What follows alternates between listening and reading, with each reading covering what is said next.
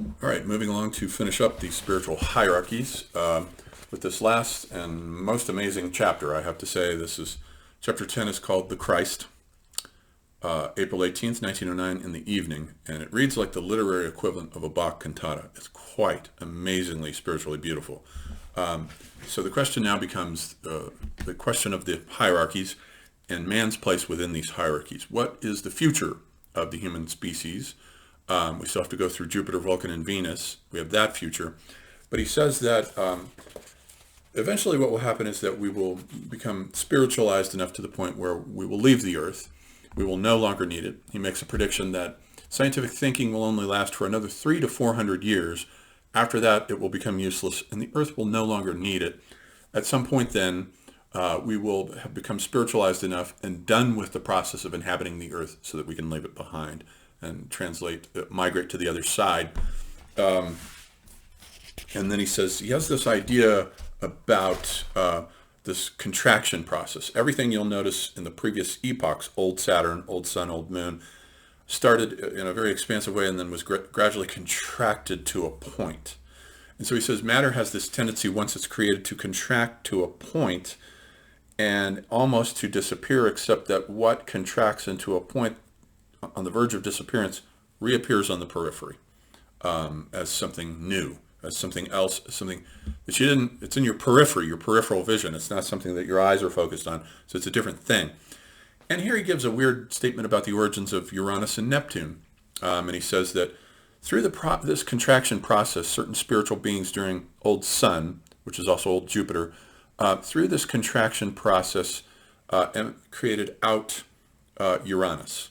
And these spiritual beings went to this planet Uranus, which is out on the outer periphery. And then during the same process of contraction during old Moon, this process ended up generating Neptune. And so Neptune is out on the periphery. Pluto wasn't discovered, I think, until 1930, 4 years after his death, so he didn't know about Pluto. One wonders why he could not have super sensibly perceived Pluto. I don't know. But I know that in some of his later writings, he does mention Uranus was discovered in 1781, and in 1780 Galvani began experiments leading toward electricity. Electricity, he says, is trapped light. As we'll see when we get to Arthur Young's reflexive universe, that's exactly the conclusion that Arthur Young comes to, I don't think he read Steiner. And so Uranus, in a way, is linked with electricity, which is trapped light. Neptune was discovered in 1846, and Faraday in 1845 concludes that all matter must contain magnetism, which is trapped sound. And so Neptune has to do with magnetism and trapped sound. And then Pluto, Steiner didn't write this. These are, I think, footnotes written by one of his pupils or disciples. Pluto, discovered in 1930. In 1932 came the splitting of the lithium nucleus, leading, of course, to atomic power, which is trapped life. So Pluto has to do with trapped life and atomic power, which is suitable, of course, to the dark nature of Pluto. In astrology, Pluto transits are pretty awful. You don't want to get Pluto on your case. Some people get them and some people don't, because it takes 260-something years to go around the sun. Not everyone gets severe Pluto transits, but a lot of people do. A lot of people commit suicide under Pluto transits, especially if it's Pluto in some aspect to Saturn. Pluto conjunct Saturn, square Saturn, opposite Saturn.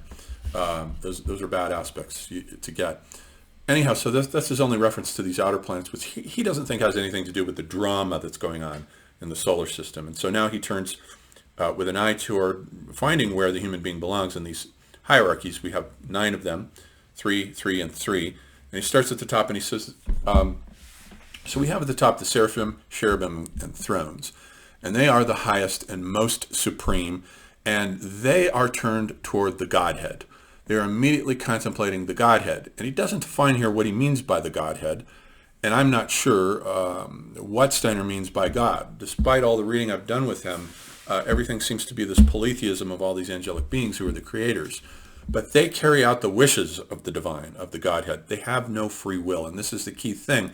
And this is traditional. I remember reading Pico della Mirandola's essay, Oration on the Dignity of Man, which is written during the Renaissance, during the 15th century, and him coming to the exact same conclusion. The angels do not have freedom of the will.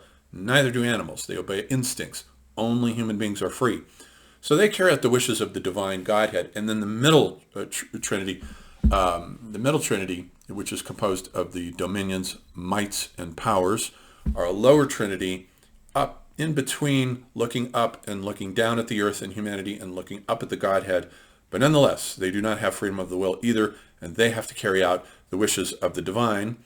It reminds me a little bit like Plotinus's idea, where you have the one, which is the ultimate God, and then you have the nous, which is the cosmic mind, which is incorruptible but static, whereas the anima mundi, the next layer down, is also incorruptible, but it's in motion, and it's turned toward the earth and animating stuff that's going on the earth. Similar thing going on here with Steiner. But he says now, regarding the war in heaven, this is a decisive thing. We've already discussed it earlier on, that takes place in the transition between old sun and old moon, right in there during the transition. The mites, a certain group of them, is ordered to rebel by the Godhead, ordered to rebel. They refuse to cooperate in the cosmic evolutionary process, and so they rebel and they splinter off. And it causes a war in heaven, which eventually leads to the formation of the asteroid belt between Jupiter and Mars.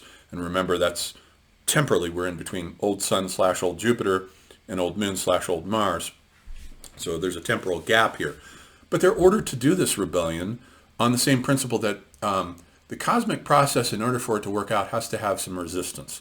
Just as you develop muscles when you're lifting weights and you feel that resistance and your muscles get stronger, the same thing spiritually happens, that through evil, and this is the origins of evil in Steiner's system, this is how he accounts for it.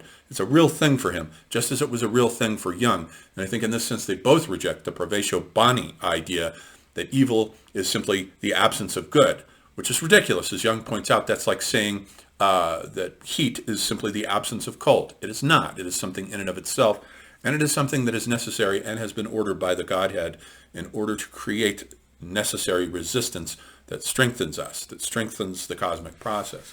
So there's this war, and the bottom hierarchies also have to carry out the wishes of the divine, except that some of the angels can choose. On the lower end, archi, archangels, angels, the ones who are closest to the earth, who went through their human phase during the old moon phase, but during the earth phase, which is the fourth phase when everything solidifies, there's a recapitulation of this war in heaven, and certain of these beings that break away become what Steiner calls luciferic beings. And as we have seen before, during the Lemurian period on the earth, these lower three hierarchy of the archi, archangels and angels, could incarnate into the human physical body, or as far down as the human etheric body, or as far down as the human astral body, just depending on which of the from these three is incarnating as avatars into the human being. And so what happens is that certain of these rebellious angels, in this case, who are the luciferic beings, get inside the human astral body, and they infect it with evil, with temptation, with the possibility for error and sin. And so this is how he accounts. Notice there isn't a single being, as in the Christian mythos of the devil. There's a collection of luciferic spirits that can get into that do get into the human astral body, and consequently also confer on us free will. If these luciferic beings had not been commanded to do this, freedom of the will would not happen with human beings, and it's absolutely essential. We are the 10th hierarchy in this whole system, is the point that Steiner is aiming at, and we're the ones who have freedom of the will, and it's absolutely essential for our spiritual development to be able to choose the war, the bad side, or to be able to choose the good side, love and compassion, and bring love down to the earth and magnify it. And we have a helper in this process, a being named the Christ. Now, the Christ being is a being who has been on the sun all along. He was never part of any of these other densification processes. The Christ being is this ultimate being who is the only being who is able to descend down into the human being as far as the I, as far as the ego, as far as the personality, the actual individual personality. And so the Christ event takes place, and this being sacrifices himself. And Steiner has this idea that the human blood carries the I along with it. And the warmth in our human blood, our mammalian warmth, is a leftover of the warmth from the Saturn phase. And Christ brings that leftover warmth and fire from the Saturn phase. And in the Old Testament, he speaks to Moses through the burning bush. where he announces to Moses, "I am the I am." In other words, I have infected your ego and brought you this capacity to receive love and kindness and forgiveness and to magnify it, to help this process along. And so later we'll get to the fifth gospel, which is what we're going to do next, which will go into all the details of Steiner's wonderfully weird sort of new neo-Gnostic version of the Christ myth. But here he only says that the blood leaks out onto Golgotha and it changes the vibratory structure of the earth and enables the possibility of maximizing free will, maximizing love, and spreading it throughout the creation so that our process, so that we become actually the 10th hierarchy or the spirits of freedom. Each one of these has their name, and our name as human beings are the spirits of freedom. And the human beings, at any time when these other angels are human, such as, for example, we had the archangels were human. The Archi were human on Saturn during the old Saturn phase. The archangels were human during the old Sun phase. And the angels were human during the old Moon phase. We are the humans now. And the humans are always the ones with free will. They're always the ones in whom there is a destiny to carry out and decisions to be made about what we're going to do. Even though we're embedded in a larger process that will gradually spiritualize us anyway, so that we will become like the angels are now during the next phase, the Jupiter phase. But nonetheless, freedom of the will is absolutely essential to this process to bring it in and to magnify the Christ event and make it resonate, let's say, through the earth. And so this is Rudolf Steiner's rather grand Miltonian Paradise Lost epic vision of the sort of war in heaven and the possibility of the Christ event enabling us access to these larger worlds and to move up through the spiritual hierarchies and to evolve as larger, greater spiritual beings. And so this is the gift that we have as human beings to make this process happen through love. And so that's it for the spiritual hierarchies. Next, we will look at the fifth gospel. Stay tuned for that because it's going to be another fun and weird wild ride with Steiner, as it always is.